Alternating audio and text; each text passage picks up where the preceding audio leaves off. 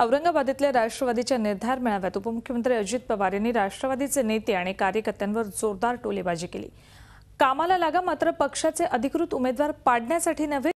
जर आपण नीट ऐकून कामाला जर लागलो नाही तर आपलं काही खरं नाही।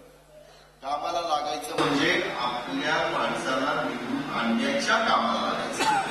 आपल्याला दोन प्रकार कामाला लागायचे असतात, एक आपला अधिकृत उमेदवार निवडून आणणं आणि एक आपला अधिकृत उमेदवार उतारा पाडणं। आता इथं बसणाऱ्या सगळ्यांनी आणि इथं बसणाऱ्या सगळ्यांनी स्वतःच्या मनाला विचारा की कालच्या लोकसभेच्या निवडणुकीला आपण खरोखरीच आघाडीच्या अधिकृत उमेदवाराचं काम केलं का?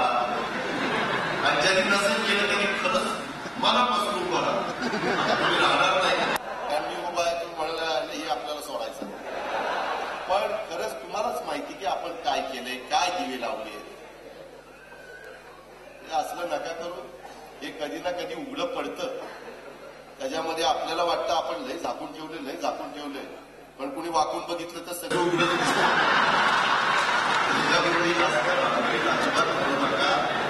व्यवस्थित काम करा। पवारसाहेब आपले नेते आहेत।